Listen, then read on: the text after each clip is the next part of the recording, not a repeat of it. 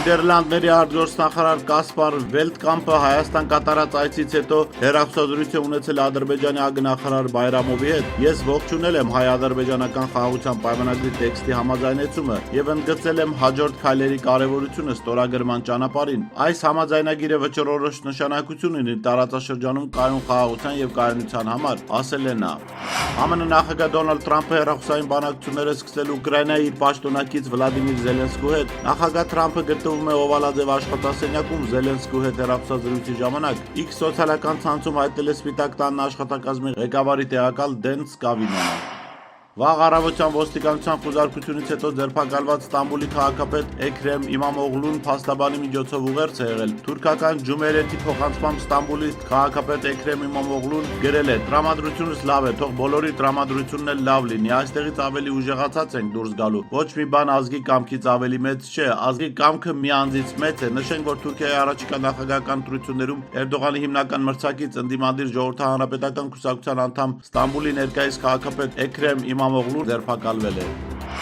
Եվրոպական միության տրանսպորտային ոլորտի նախարարները ոչ պաշտոնական հանդիպում են ունեցել քննարկելու միության սահմաններում եւ դրանցից դուրս զորքերի եւ տեխնիկայի տեղաշարժը պարզեցնելու հարցը։ Ինչպես փոխանցում է ՏԱՍՍ, այս մասին հայտնում է ֆրանսիական Les Echos թերթը։ Աղբյուրի տեղեկություններով հանդիպման մասնակիցները պայմանավորվել են որոշել երկակի քաղաքացիական եւ ռազմական նշանակության տրանսպորտի համար ԵՄ ենթակառուցվածքների բարելավման հնարավորությունը։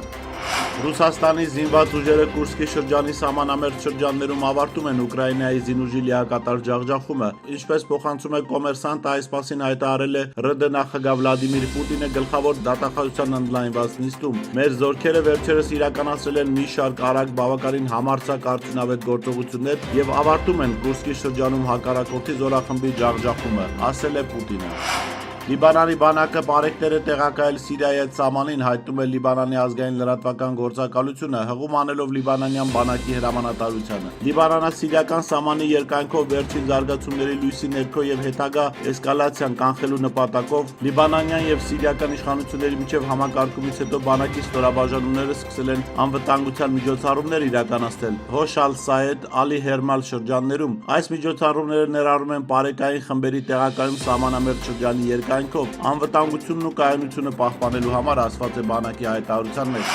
Պաղեստինյան իսլամական ջիհադ շարժումը հայտնել է, որ իր ռազմական թևի խոսնակը սպանվել է Գազայի հատվածում գիշերը Իսրայելի ավիահարվածի հետևանքով։ Ալ-Արաբի Ալ-Ջադիդ թերթի փոխանցմամբ Գազայի հատվածի ռմբակոծության ժամանակ սպանվել է Ալ-Խուդսի բրիգադի ներկայացուցիչ Նաջի Աբու Սեյֆը, որը հայտնի է որպես Աբու Համզա, կնոջ Շայմա Աբու Սեյֆի հետ միասին։ 2025 թվականի մարտի 19-ին հեռախոսազրույց է տեղի ունեցել Ադրբեջանի արտգործնախարար Ջեյհուն Բայրամովի եւ Մեծ Բրիտանիայի արտաքին գործերի պետքարտուղար Դեյվիդ Լամիի միջև հեռախոսազրույցի ընթացքում քննարկել են տարածաշրջանային ներկա իրավիճակը, ինչպես նաեւ Ադրբեջանի եւ Հայաստանի միջև խաղաղության հաստատման գործընթացի ներկա վիճակը։ Բայրամովն ընդգծել է, որ չնայած խաղաղության համաձայնագրի տեքստի շուրջ բանակցությունների ավարտին, համաձայնագիրը ստորագրելու համար անհրաժեշտ է համապատասխան փոփոխություններ կատարել Հայաստանի սահմանադրության մեջ Ադրբեջանի նկատմամբ տարածքային պահանջները վերացնելու համար։